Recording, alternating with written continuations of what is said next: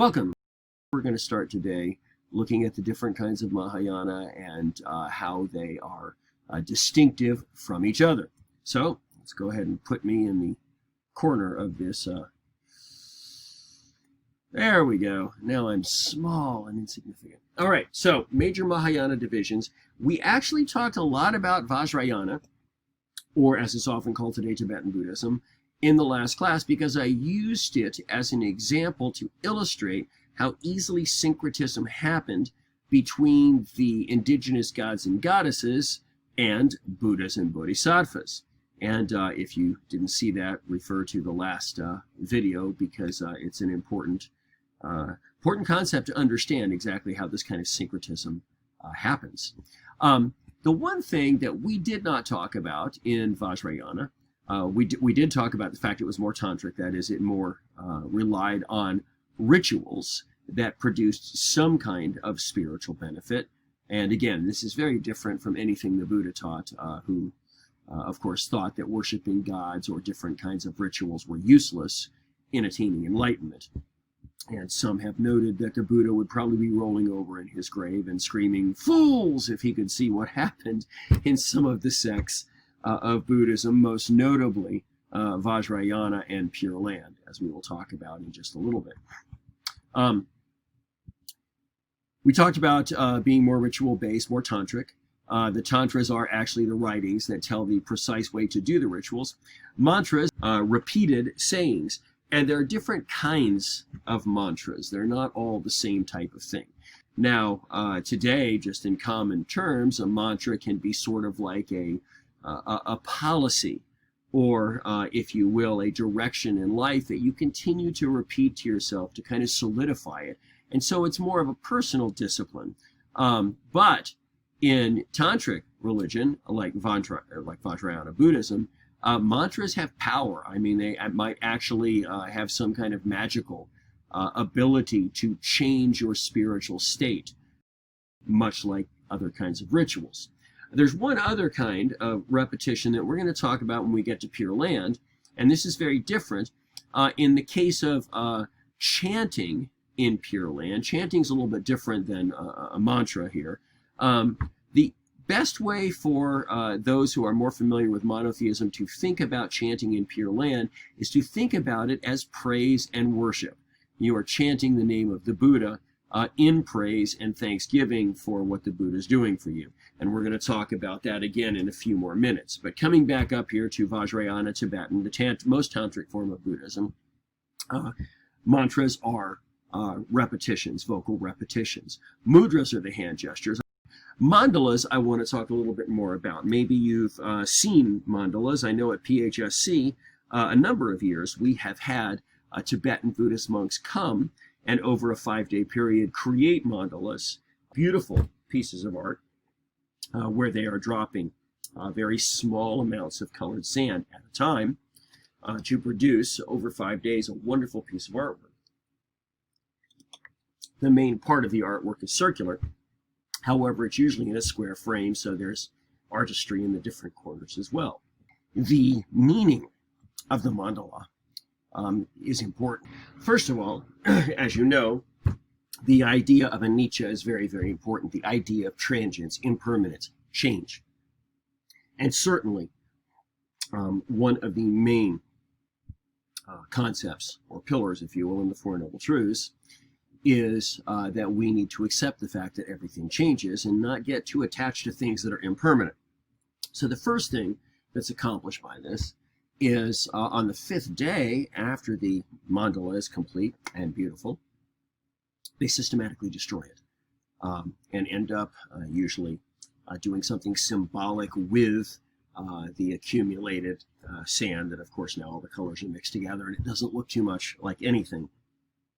And sometimes people are a little bit distressed when they see this beautiful piece of art being destroyed, ritually destroyed on the 5th day. Of course, the monks experience no discomfort at all, simply because the entire time that they are making this mandala, they know it's impermanent, and they know that they are going to destroy it on the 5th day. That's just always part of the plan. Demonstrating that if you accept the impermanence of things, you're less likely to try to hang on to them, and you're less likely to experience existential suffering when things change in a way that you wish they wouldn't.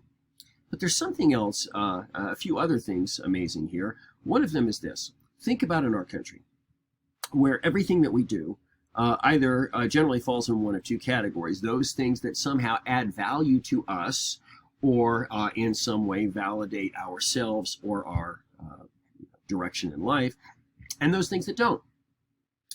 And when we have to create something that's necessary for now, but we know that in a very short period of time, it will no longer be meaningful. It's not adding to our value in any way. It's not, nobody's going to look at it to judge, how successful we are. When we do projects like that, the way we tend to do them in this country is half-assed.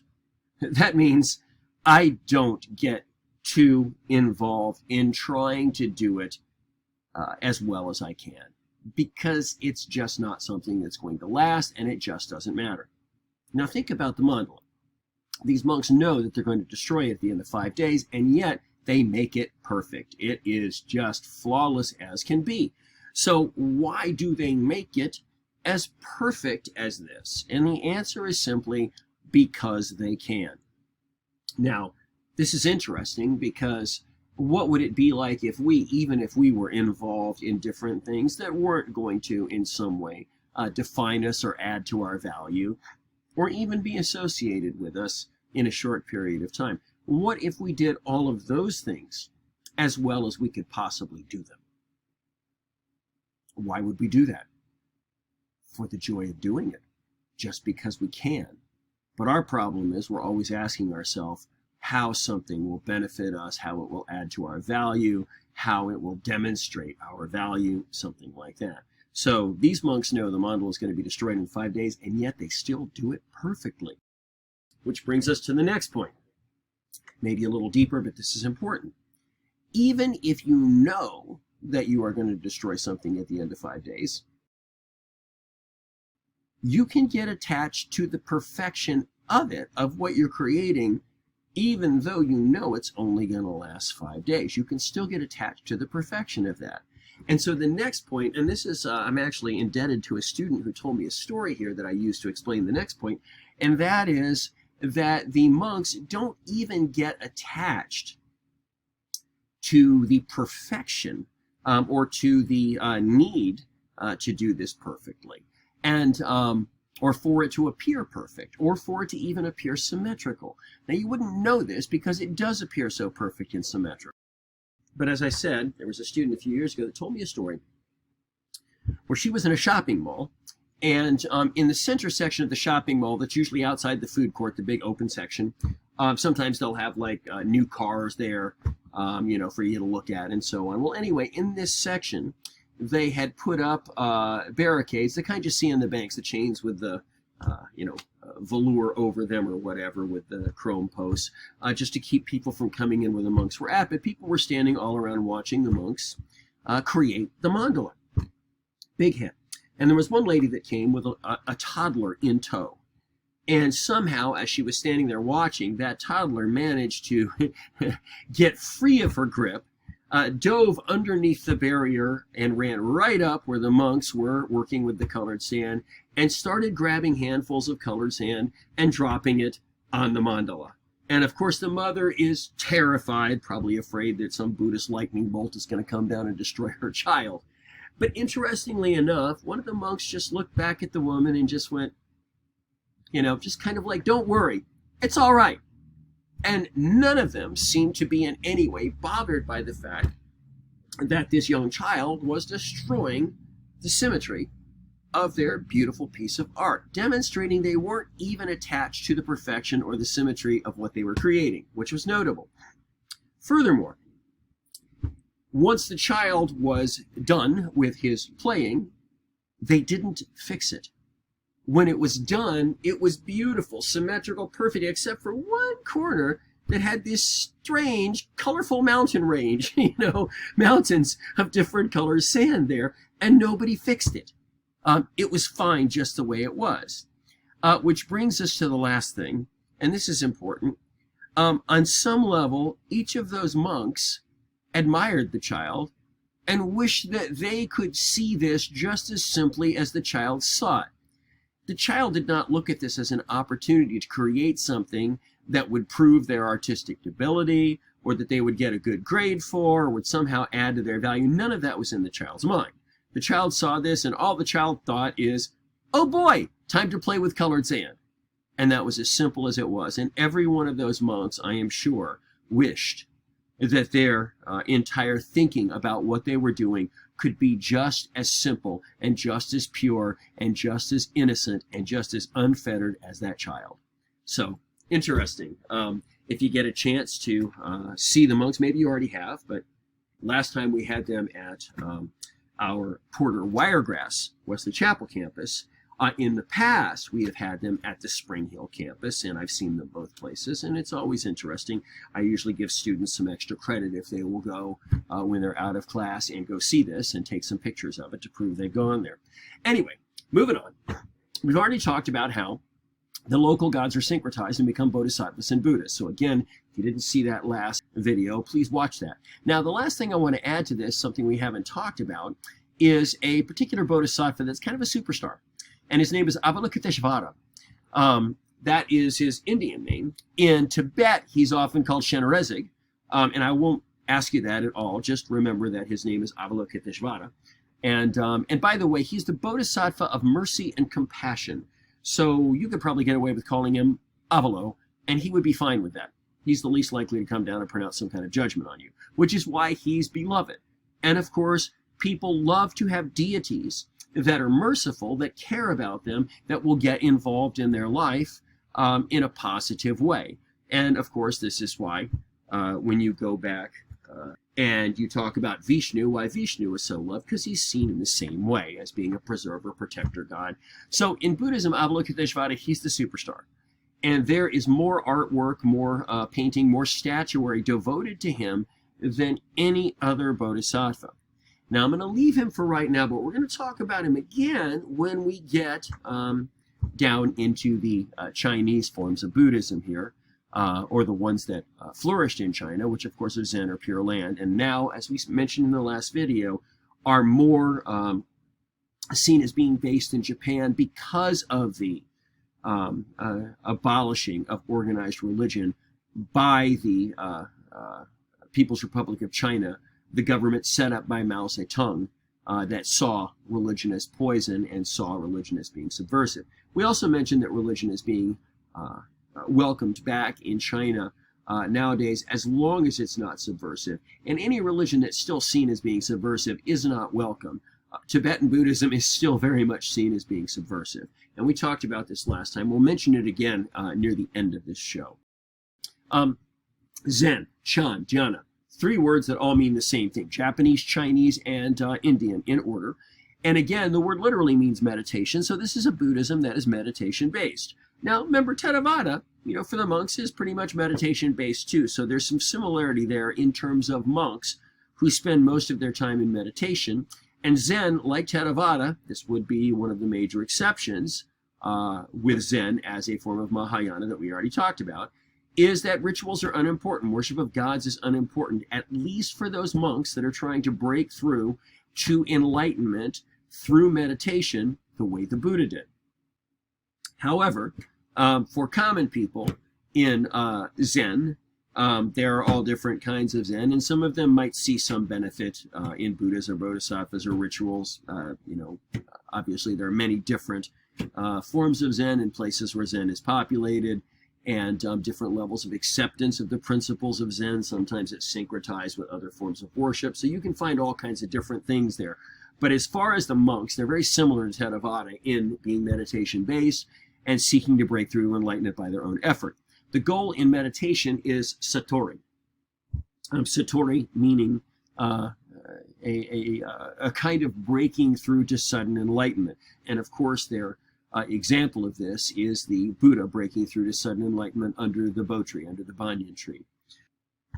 So we've talked a little bit about this. Let's move on here. Oh, one other thing, let me reiterate. We've said this, but it is not just monks that can attain some kind of enlightenment. Only a monk who's a renunciant, who has been sitting in zazen, in meditation for some period of time, would be thought able to break right through to the kind of enlightenment the Buddha experienced. However, you can be a layperson and not a monk, and you can be devoted enough to Zen teachings to where you can have an enlightenment experience yourself. It's not going to be the same degree of enlightenment or the same kind of detachment of enlightenment as, again, a monk who's been sitting in zazen working for that sudden breakthrough. But there are many different levels and different kinds of enlightenment that you can achieve in Zen. So while it is more like Theravada in being by individual effort, it is much more welcoming to the laity in terms of the ability to have some kind of spiritual breakthrough or enlightenment. Whereas in Theravada, it really isn't thought that the laity could have that kind of enlightenment that pertains to an enlightened monk, which you remember in Theravada we call an arhat.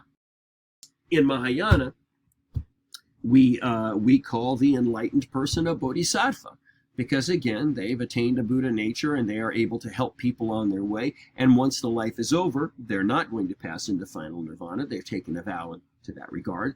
And they are going to stay and they are going to help, like the other bodhisattvas, who again were once like us, but who are, beings that found their Buddha nature and now are available to help others on their way. So again, in Mahayana, the ideal human is not the arhat, not the enlightened monk as it is in Theravada, but it is the bodhisattva, which is an enlightened human. And in Vajrayana, in Zen, in Pure Land, obviously there are different understandings of that. But again, the ideal human is the bodhisattva, the person who has broken through to some kind of enlightenment, has somehow achieved their Buddha nature, who's taking a vow of help, and who it is assumed when they die will not pass into final nirvana, but will stay in the heavenly realms and continue to help people on their way to the end of the age. Again, we talked about that in the last video. You could go back and watch that to learn more, but I thought it would be advantageous to repeat that. Let's go to Pure Land. Now, Pure Land is a really interesting case. There are two forms in Japan called Jodoshu and Jodoshinshu, Pure Land and True Pure Land. So obviously there's a disagreement at some point about what true Pure Land is, and we'll get to that in a second. But first of all, Pure Land in general, we have, of course, many Buddhas and Bodhisattvas in Mahayana. And we talked about how everybody is going to pass into final nirvana together at the end of this eon, at the end of this age. And what happens in Pure Land is there is the idea of a waiting place where all of those who have been enlightened are waiting till the end of the age where we all pass into final nirvana together. And they call this place the Pure Land or the Western Paradise. Why do they call it the Western Paradise? Well, it's cosmological symbolism. And if you remember what that is, it means symbolism that we find in the cycles of the universe that we attach spiritual meaning to. So in this case, there are a number of cycles that we use to think about the lifespan of the human. Obviously, we can talk in terms of the seasons of the year, where some of you might be in the spring of your lives, or some of you are moving into the summer of your lives. I can say I'm substantial way through the autumn of my life as I'm getting older and have grandkids that are adults.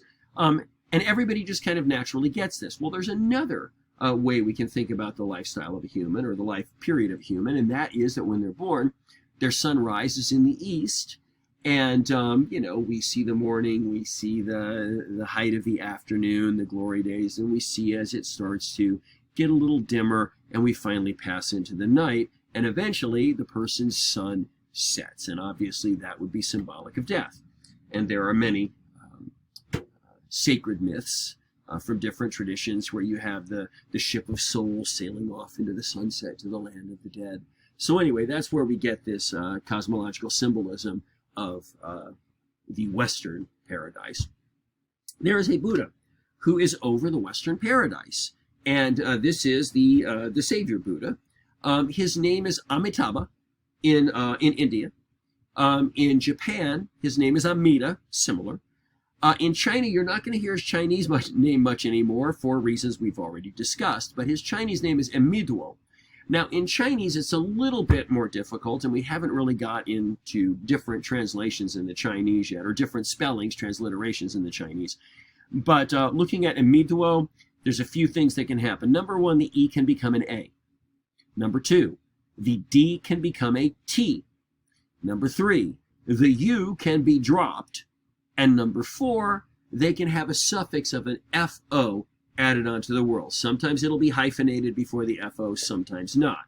So Imidwo can become Amitofo, both the Chinese Buddha. The name you'll see the least. Now, this Buddha of the Pure Land is someone that Pure Land Buddhists trust in to help them to get to the Pure Land. They believe that they need help. And again, this is very far from what the Buddha taught, as I mentioned. But they're looking for help, much the same way a Christian might look to Jesus to help them get to heaven, believing they could never do it on their own without the help of their Savior Jesus. This is very much the way Pure Land Buddhists tend to see it in terms of their trust in their Savior Buddha, Amitabha, or Amida. By his mercy, by his grace, by his worthiness, helping those who are not strong enough or not worthy enough to make it to the Pure Land. As we mentioned before, the number one practice in Pure Land Buddhism is chanting. And as I mentioned, the best way to think about this is more like praise and worship. You are chanting the name of the Buddha.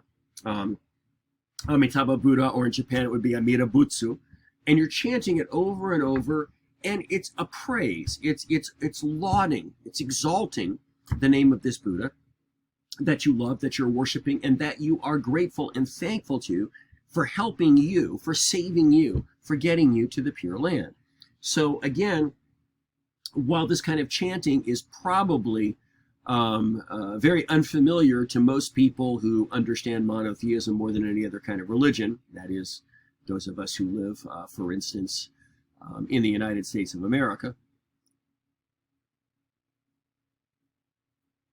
There we are, we're back. We went black for a second. Strange. All right, everything's temporary. I'm not going to get too attached to this lecture. Anyway, we think more about this. So this is much easier to understand for monotheists, for Christians especially, this idea of a Savior Buddha helping you to get to paradise. And this chanting, of course, is best understood as praise and worship. One other thing that we need to talk about before we talk about, well, a couple other things before we talk about this split between Jodoshu and Jodoshinshu, because it's an interesting one. There is also a bodhisattva who is kind of like, you might say, Amitabha's sidekick, and her name is Guanyin, and she is the bodhisattva of mercy and compassion. The two main ways you're going to see it in terms of the Chinese name is Quanyin, usually with a hyphen and yin capitalized. But you'll also see it, according to the other translational method, as Guanyin, Guanyin, usually without a hyphen. And they almost look the same. Now, in Japan, she's called Kannon, but you are going to hear her called by her Chinese name more than anything else. Do you remember that we were talking about the Bodhisattva of mercy and compassion earlier when we were talking about Tibetan Buddhism? And we said his name is Avalokiteshvara. His name. So it seems like this Bodhisattva of compassion, when he arrives in China, he goes through a sex change, through a gender change, and becomes the female goddess, or Bodhisattva, same thing, the female goddess of compassion and mercy, Guanyin. So how does this happen? First of all, he's a Bodhisattva. In fact, in some traditions, he's called a Buddha. So if you look him up online, you'll see some sites that call him Avalokiteshvara Bodhisattva, and some that call him Avalokiteshvara Buddha. It really doesn't matter. The point is, he is a being who has attained his Buddha nature and has dedicated himself to, imparting mercy and compassion. Now, in China, the goddess of compassion, Guanyin, obviously is going to be syncretized with the Bodhisattva of mercy and compassion. And since they are syncretized, obviously the Bodhisattva of mercy and compassion is going to have to be represented by Guanyin, who is a female. Again, not a problem. He's a Bodhisattva, but certainly he can be manifest as male or female, so this is not a problem. But it's an interesting instance of syncretism that requires a gender change. So Avalokiteshvara is that Buddha that travels a long way away to go through a sex change. Next, Pure Land, Jodoshu, and Jodoshinshu. Now this is very interesting, and I'll tell you why. Because there is another religion, as we mentioned, that is very similar to this kind of teaching, and this is Christianity, where you have a Savior that you are trusting to help you get to this spiritual goal that you could not accomplish without his help. But what's really interesting is something happens in the history of Christianity that's similar to what happens here with Jodoshu and Jodoshinshu. And it is the advent of Protestantism, which is usually thought to begin October 31st, 1517, when Martin Luther, the day before All Saints' Day, November 1st, tacks his 95 Theses on the door of the church in Wittenberg, Germany, and begins his protest against sacramentalism in the Catholic Church. One of the things that bothered Luther is feeling like any particular ritual, any action, if you would, or even any good work could make God more likely to save you, or more likely to bless you, or more likely to forgive you. That would make it seem like you somehow had earned it. And this is, of course, in Luther's thinking, which Protestantism very much associates with. And so what he's saying is, whether it's, Holy Eucharist that you're partaking in, salvation does not come through the ritual. The ritual's not magic. And if it's good works, you should be doing good works, because it is the only, appropriate response to the mercy you've been giving. But you're not doing the good works because you think that God is more likely to be merciful because you're doing better works. Then it's not completely mercy. It has to do with something you've done. Now, we'll go much more into this when we get to Christianity. But this is enough for now. I want to go back to Pure Land, and something very, very similar happens there. Jodoshu, again, they're chanting the Amida Butsu, and they call it the Nembutsu, and this is, of course, giving thanks to the Buddha. Now, this is, of course, the only appropriate response to the mercy that you are have been given, or that you're hoping to receive. But something happens that's very similar to what happened in Catholic Christianity, and that is that somehow these sacred rituals end up being the vehicle for salvation to be imparted. In other words, people who are chanting the Nembutsu in Jodoshu, yes, they're doing it in thankfulness, but there's also the idea that if you're chanting the Nembutsu, that it's a lot more likely that you're going to be saved. It's a lot more likely that this Buddha of the Pure Land is going to show you mercies. So in that case, your chanting is, kind of a prayer looking for salvation. Now, what happens here with Jodoshinshu, by the way, Jodoshu, we have a couple different leaders, and I'm not going to test you on them, but Jodoshu is more associated with Honen, who brings it to Japan. Jodoshinshu is Shinran. Jodoshinshu takes a look at this and says, wait a minute. This is wrong to think that your chanting is going to make Amida Butsu more likely to save you and help you get to the Pure Land. If you think that your chanting makes it more likely, then in a sense, you think that you're doing some kind of a work, some kind of a ritual that is aiding in your salvation. And that is not really recognizing your need and truly trusting in the mercy of the Buddha of the Pure Land, Amitabha/Amida. And so Jodoshinshu is saying, yes, we continue to chant, but not because we think that's going to make the Savior any more likely to save us. We chant because it is the only appropriate response to the salvation we have already received based on the Savior's mercy and good graces. And this is so similar to what changes, again, in Christianity with the advent of Protestantism, that it bears some study. Now, obviously, the changes are not because these two religions are comparing notes. They're going through this independently of each other, which is really fascinating. But we're not done with the similarities yet. If you remember, in Catholic Christianity, we fairly early got to a point to where bishops were not supposed to be married. They were supposed to be single and ideally celibate, though obviously that wasn't the case for many of them, as we know. Martin Luther was also celibate. He was an Augustinian monk.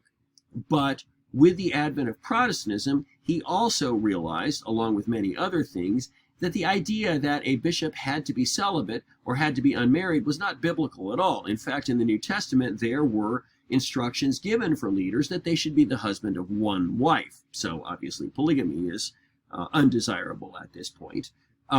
So Martin Luther says, let's get back to the true biblical text. And so what Martin Luther does, he marries an Augustinian nun. And this is the beginning of priests that can actually get married in Christianity. And of course, if you are a Protestant today, you probably, your pastor could very well be married. But here's what's interesting about Martin Luther saying it's okay for priests to be married. In Jodo Shinshu, Shinran says the same thing. And Shinran also has been a celibate priest, but part of his rebellion against this idea is he actually also gets married. And so from that point on, Jodo Shinshu priests no longer have to be celibate. So anyway, it's just something to think about.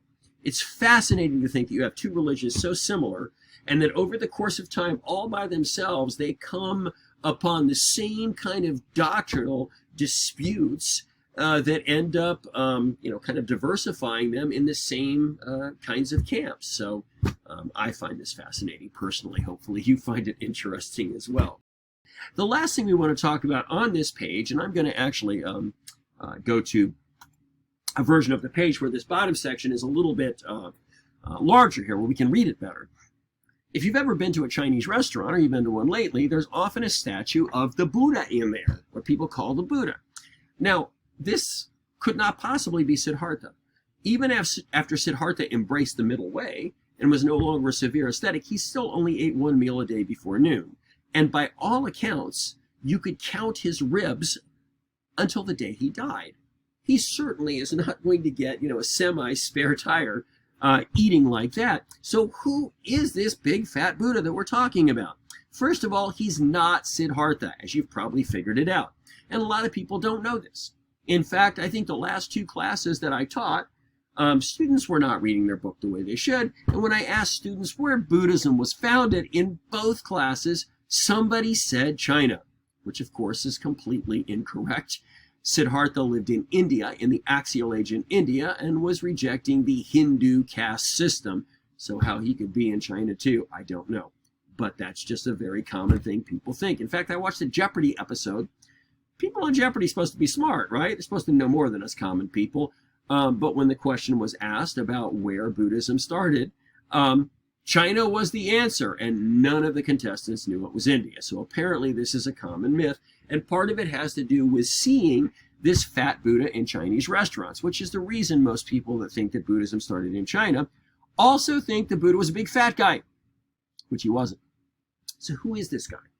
He is really a bodhisattva. Now, to understand this, let's go back real briefly to Theravada, and let's look here at the fourth line that goes all the way to the margin. It says the bodhisattva Maitreya will be the Buddha of the next age. And there's a picture of him on 157, bottom right in your book. Maitreya, I also added, is called Miroku in Japan, and Miluo or Milofo in China. And we talked about how U's can be dropped and FO's can be added there. Cool? So let's go back here and let's talk a little bit more about him. First of all, while his bodhisattva name, as we said, is Maitreya in India, Miroku in Japan, and Miluo in China, he is believed to have been incarnated in human history in China in the person of a particular 10th century monk. This 10th century monk is supposed to be an incarnation of this bodhisattva. In China, he's called Bodai, and he's called Hotei in Japan. Pardon me if I'm not pronouncing these perfectly. Not being a speaker of Chinese or Japanese, Bodai or Hotei. So these are real 10th century monks, supposedly, who were believed to be an incarnation of this bodhisattva Maitreya, who's called Miroku in Japan and Miluo in China, who's the Buddha of the future age. So why is he physically depicted the way he is? First of all, notice, he's not morbidly obese. If you look at his arms and his legs, they're not that fat. Basically what he's got is he's got a stomach that looks about 5 sizes too big for his body. He also has a smile that looks about 5 times too large for his face, and in typical style, big lobes, which are significant as well. But this physical depiction symbolizes abundance, prosperity, joy, contentment, and well-being. And obviously the hope is that the next age, where Maitreya is the Buddha of the age, or the Tathagata of the age, is going to be characterized by abundance and prosperity and well-being. So this is the hope. This is not covered at all in the Fisher textbook that you're using, which is a little bit of a fail in my opinion, since we see this fat Buddha all over the place and seems like the book ought to explain it. Last page here, we're going to go on and talk about, well, actually, second to last page. Last page, we have a little comparison we'll go over. The spread and decline of Buddhism. Now, here's one of the reasons that Buddhism spread out as well as it did. In the 3rd century BCE, that is the 200s BCE, there was a king, a real king, called King Ashoka. He's a historical figure. And he had enlarged greatly the area of his realm, of his reign, through military conquest, but he seems to have experienced a genuine conversion to Buddhism. And the way that we know his conversion is apparently a true one is that he makes a vow that he will no longer enlarge his kingdom through military conquest, but he will pursue peace within and without. Wow. Well, the second reason that we suspect that his conversion was real is not only that he stopped launching military campaigns, unnecessary campaigns, but also he sent missionaries outside of India into many different countries to spread this message, believing that the acceptance of this message could actually make the world a much more peaceful, much more pleasant place to live. So this King Ashoka is largely responsible for Buddhist missionaries converting people in many, many other countries, as we've talked about, in Southeastern Asia, where Theravada becomes prevalent, and in China and points east, where Zen and Pure Land become prevalent, and north in Tibet and Nepal and Bhutan and Mongolia, where Vajrayana Buddhism becomes most prevalent. So thank you, Ashoka. Now, one other reason this is really important is because Buddhism dies out in India eventually. In fact, by the 13th century CE, that's the 1200s, you'd be hard-pressed to find anybody in India who's actually calling themselves a Buddhist. There are 2 reasons for this. I will give you somewhat briefly in the wrong order, according to how it's listed here. First of all, the second one. Hinduism had been slowly absorbing Buddhism for centuries. Let's talk about the history of this, okay? First of all, Buddhism really ends up being the predominant religion in India, especially with the reign of King Ashoka. And for a few centuries after that, Buddhism really is the prevalent religion. Hinduism is still there, but Hindus, may, somewhat resent being, how should we say, relegated to secondary status. But even more than that, people are just kind of forgetting what the difference is. And so what ends up happening is as Hinduism eventually becomes more and more the religion of the rulers, and Buddhism becomes more and more second place, if you will, because the people have kind of forgotten the difference in the first place, Hinduism, which is very syncretistic, actually accepts Buddhism, ends up accepting Buddhism as a form of Hinduism. And by the way, Hinduism is more than willing to do that. Why didn't Hinduism do that at first? Why didn't it absorb Buddhism? You should know this. Because Buddhism didn't want to be absorbed. Remember, Siddhartha had started Buddhism as a kind of rebellion against Hinduism. And so certainly didn't want to be a form of Hinduism. In fact, told people they had to leave all these Hindu ideals if they wanted to experience the enlightenment that the Buddha is telling them that they can experience. So it takes centuries for people to just kind of forget all of the things that Buddhism had against Hinduism. But common people, they're not deeply theological for the most part in the first place. And so you wouldn't expect them to hang on to this. So when Hinduism becomes prevalent again, it slowly starts absorbing Buddhism and saying, hey, Buddhism, that's a form of Hinduism. Now, here's what's really interesting. You might think that since Siddhartha is saying that all concepts of gods or things like that are really not useful, you might think that the form of Hinduism that would be most likely to see the value in the Buddha's teachings would be Advaita Vedanta. That makes a lot of sense. And if that doesn't to you, you might have to go back and review a little bit. But that's not what happens. What ends up happening, that is to say, the sect of Hinduism that ends up accepting Buddhism as its own, is the one that would really make the Buddha turn over in his grave and have a fit. Vaishnavas, that is, those who worship Vishnu as Saguna Brahman, as the ultimate manifestation of the transcendent Brahman, believe that Vishnu has gotten involved in human history many times for the good, for the preservation, for the prospering of humanity. And he has been manifested in many different forms as what we call avatars. Well, they accept the Buddha as an avatar of Vishnu, which the Buddha would never want to be seen as an avatar of Vishnu or any other Hindu god or any god at all. Nonetheless, if you see a statue of Vishnu in Hinduism, you will sometimes see a much, much, much smaller statue of the Buddha at his feet, just acknowledging that the Buddha also was an avatar of Vishnu. Again, the Buddha wouldn't like this at all, but Hinduism is very generous in this regard. Let me add one other fact here, I won't test you on, but when you talk about other religious leaders that are accepted in major religions around the globe, Vaishnava Hinduism is more than willing to accept these other religious leaders also as avatars of Vishnu. In fact, Hindus are more than willing to accept Jesus of Nazareth as an avatar of Vishnu.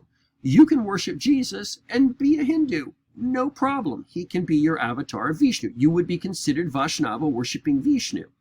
Is there a problem with this? Well, obviously there'd be a problem if you're telling other Hindus that if they don't believe like you, they're going to hell. Obviously, people don't like being told they're going to hell, and that's not a feature of Hinduism, that you have to agree completely with me or, you're lost. That's kind of an exclusivistic Christian and Muslim thing in some sects, not in all. But Hinduism is more than happy to accept Jesus. Now, the second thing, you would have to be willing to acquiesce. First of all, there's only one God, okay? And there's different understandings of that God, different manifestations of that God. And as a Christian, you would have to acquiesce that Vishnu and Yahweh are the same God, revealing himself to different nations of people at different times in human history.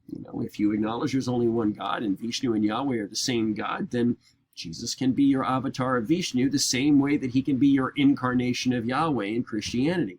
In fact, and I mentioned this before talking about Hinduism a few lectures back, the way that those who worship Krishna see Krishna in relation to Vishnu and then Vishnu in relation to Brahman is very similar to the way Christians see Jesus in relation to Yahweh, the God who has humbled himself to become personal, versus whatever God is in his essence that we can't even understand. Christianity doesn't give that a special name. Hinduism, of course, gives it the name Brahman. Very similar ideas, though. Next, what ends up happening with the spread of Islam. Now remember, Islam is like Christianity. They are fiercely monotheistic. And monotheists that are spreading around, spreading their message across the world, trying to convert the world, do not like polytheism. But there's something that monotheists hate worse than polytheism, and that's atheism. Okay?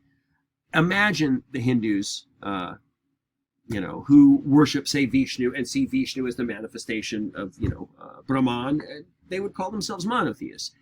And so when the Muslims engage them, the Muslims are a little bit more friendly to them. I mean, all they really have to do is convince them, in a sense, that Vishnu and Allah are the same God, and now we got something to work with. So this is workable. But when the Muslim scholars start reading the teachings of the Buddha in the first two books of the Tripitaka, not understanding necessarily the context in which the Buddha had created, these beliefs, see this as philosophical atheism. It seems like this guy's whole purpose is to say that no God exists, and if you worship a God, you're an idiot. And of course, the Muslims don't like that at all. So Buddhism is not welcome. The Muslims don't take over all of India. There's actually a couple places that I'm not going to talk about here because I'm not going to test you on it. Maybe in a class lecture I'd go off a little bit more on it. But they do take over most of it, and Buddhism is just not welcome. So if there's anybody else that considers themselves a Buddhist by this time, by the 1200s, first of all, they also consider themselves as a Hindu, involved in a sect of Hinduism. And secondly, they stop calling themselves Buddhists at this time, because that is not a good name to apply to yourself when the Muslims are there, because to the Muslims, Buddhism seems like, a philosophical atheism from the depths of hell, and they want nothing to do with it. So, here's what you need to know. Buddhism has died out in India by about the 13th century CE, by the 1200s. And if it hadn't spread all over the world, maybe we wouldn't know much about it. But fortunately, many, many centuries before that, King Ashoka, in the 3rd century BC, had sent out missionaries, and so Buddhism had been established in so many countries that by the time we get 1,500 years in the future, and Buddhism doesn't seem to exist in India anymore, it has taken quite a foothold in China and points east and Southeast Asia, in Nepal, Tibet, Bhutan, Mongolia, as we mentioned before. Lastly, on this page, we talked about this before in the last video, so let's just run through some of these things again. Buddhism was repressed in China in the mid-20th century. Now, pay attention. It's not just Buddhism that was repressed. All religion was repressed in the Marxist-Leninist Maoist regime of the People's Republic of China, which of course ended the whole imperial lineage and the aristocracy, and established this form of communism. And one of the things that Mao Zedong did was annexed Tibet. That means took Tibet back and said, you're part of China, we're going to rule over you now. And it was the enlightened monks, which are called the lamas in Tibetan Buddhism, that actually were the governmental leaders of Tibet as well. And so Mao Zedong originally made some overtures to the Dalai Lama and other Tibetan leaders that he might be willing to work with them. And anyway, there are documented meetings of the Dalai Lama, the young Dalai Lama in his 20s, with Mao Zedong. But we know now that Mao Zedong was really being disingenuous. I mean, one of his most famous quotes on religion is, all religion is poison. And he certainly believed that and wanted it gone. But he, again, was a bit disingenuous to get the Dalai Lama to perhaps trust him, or at least trust that they could work something out. But in the end, when the Chinese army is coming to wipe them all out, the Dalai Lama is more than willing, he's in his mid-20s now, to stand and, and defend his people and his religion and be a martyr for the cause. However, his followers convince him, in fact, compel him to flee. And they usher him over the border the night before the Chinese government gets there. And this is in 1959. He has not been able to go home since then. If he ever went back to Tibet, the Chinese government would disappear him immediately. They despise the Dalai Lama because he is such a popular force for peace in the world, and really does shine a light on the human rights abuses that the Chinese government is so famous for. Whether it's gunning down unarmed college students protesting, whether it's having young children working long hours in a factory making your $100 Nike tennis shoes, or the one that hangs on even more, again, free Tibet. And when we had the Olympics in Beijing, China recently, there were international athletes that refused to participate simply because of the oppression of Tibetan Buddhism. Now, as we mentioned, today, most religion is again allowed in China, but tightly controlled. Why? China used to be very separatist, and when I was a young child, most people didn't know what was going on in China. Richard Nixon was the first president that actually started going and having meetings with Chinese leaders. And oh my gosh, how it's changed since I was a young man. Today, the whole world is doing business with China, and China actually owns an awful lot of our country, corporately speaking. So China does not want to be perceived as the ultimate human rights abuser on earth. And they've undertaken many different PR campaigns to try and fix their image. But the one thing that just doesn't get fixed is the whole Tibetan idea. And a lot of that, again, is because I said the Dalai Lama is so popular. He's so ever present, and he is such a respected spokesman for peace in the world that the Chinese government just absolutely despises him. In fact, every time he comes and visits a president in Washington, whether it was George W. Bush or whether Barack Obama, the Chinese government was not happy. So while many religions are allowed back in China today, they may not be subversive. In this country, for instance, if you went to a Christian church, one might expect during the message by the pastor or minister or priest that you would hear commentary and, in fact, maybe some sharp criticism of governmental policies in this country. The church is seen to have the responsibility to speak out against government policies that are seen as being, less ethical or that are departing from what we consider to be our most important tenets in the religion. You can't do that in China, though. You can talk about how, Jesus saves your soul until the cows come home. But if you start presenting your religion as a higher authority and your responsibility to that religion as a higher responsibility than your responsibility to the Chinese government, congratulations, you are subversive, and they will shut you down. So, though many religions are invited back, the Dalai Lama certainly is not. Tibetan Buddhism is still repressed because it is still seen, of course, as being extremely subversive. Now, a couple notes here. You'll notice there were some superscript citations there, 1 and 2. The Dalai Lama is leader of the prevalent sect in Tibetan Buddhism now, which is called the Gelugpa sect, or easier to remember, the Yellow Hat sect. This is not the oldest sect, and it wasn't the most predominant in early Buddhism, but it certainly has been for a number of generations.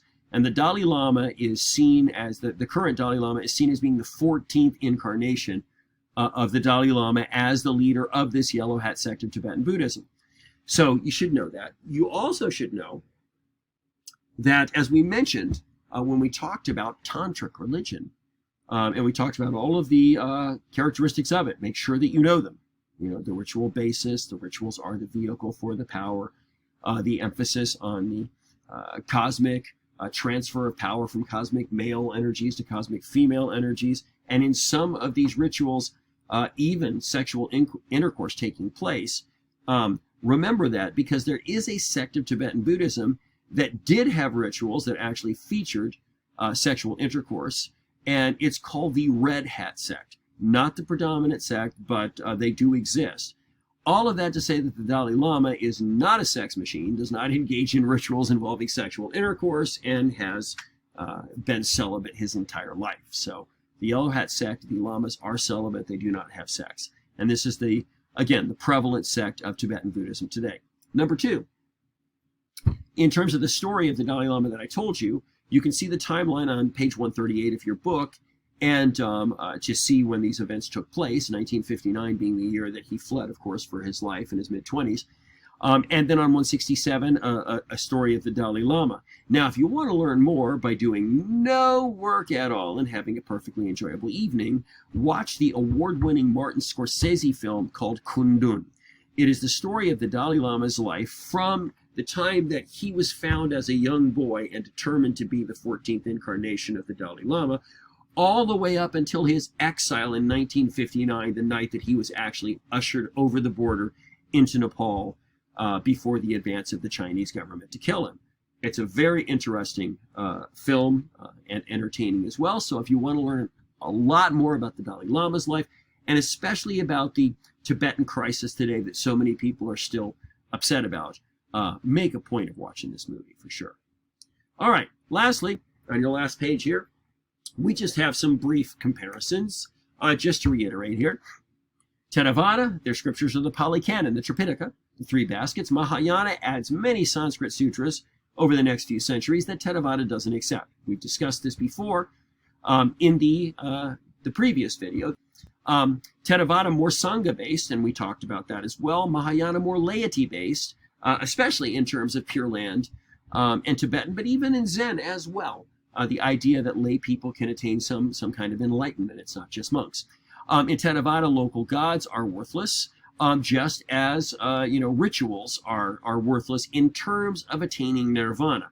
Now, they might be good for something else. Local gods might be good to help your crops grow. Rituals might be good in teaching you self-discipline, but they're not helpful in reaching the enlightenment that the Buddha is teaching. So that's about individual effort and meditation with no help. In Mahayana, as we said, in the different forms, by and large, help was available. Now you see the superscript 1 there. The one exception would be Zen, like Theravada, based on individual effort, especially when you're talking about Zen monks who are sitting in zazen, concentrating on meditation to break through to enlightenment. Moving on, Theravada is more conservative, more sectarian, more exclusive, whereas Mahayana is more liberal, is more tolerant, is more syncretistic, is more inclusive, and we mentioned that. Again, there is one exception to the rule we talked about, and that is Nichiren, like Theravada, was more sectarian. But we did talk about an offshoot of Nichiren that actually is present in the U.S. today called Soka Gakkai, that is very, very welcoming and actually positively evangelical. They will try to convert you. Good people. In Theravada, the Arhat is the ideal human. This would be the enlightened monk in the Sangha who will pass into final nirvana when he dies. In Mahayana, the Bodhisattva is the ideal human. And bodhisattvas are actually taking a vow not to pass into final nirvana when they die, but to stay on in the spiritual realms as a spiritual bodhisattva that will continue to help people on their way until the very end of the age. So very different understanding here. In Theravada, the Buddha is a man. In Mahayana, the Buddha is more than a man. Whatever might be thought about the Buddha Siddhartha or other Buddhas, such as Avalokiteshvara, the Bodhisattva of Compassion, or Amitabha, Amida, the Buddha of the Pure Land, or many other Buddhas or Bodhisattvas that might be prayed to or seen as being helpful. One Buddha, Siddhartha, the Buddha of this age, and the Bodhisattva, the Buddha of the next age, of course, is Maitreya in Theravada. Maitreya called Miroku or Miluo. And in Mahayana, they also believe, obviously in Maitreya, Miroku, Miluo, but they also believe in many other Buddhas and Bodhisattvas. And as we said, we talked about how that happened. Theravada spreads to Southeast Asia, primarily. Mahayana, of course, spreads to the Far East, especially Zen and Pure Land, and to Tibet in the case of Vajrayana. And that's about all we have here. And hopefully I covered everything. First lectures were the ones that spent the most time talking about the Four Noble Truths and some of the deeper concepts that, as I mentioned, even if you're not a Buddhist, even if you're not religious at all, understanding some of these very, very accurate observations about human nature and how we bring anguish and existential suffering upon ourselves, it can be very helpful in your life to actually increase your quality of life and decrease the amount of time that you're disillusioned, knocked for a loop, or angry or upset because things have turned out in a way that you just don't think is fair or just. And so again, we saw this before with Hinduism, with the Bhagavad Gita. We saw concepts in there that you can apply to your life, even if you're a philosophical atheist, and they can really help you a lot to be a more centered and peaceful and productive person. And this is the same kind of thing with the Four Noble Truths and the idea of how we bring suffering on ourselves, even if you're not religious, or you belong to another religion, or you're a philosophical atheist. There are things there you can really take to the bank, so to speak, that you can apply in such a way that will be very helpful in your life.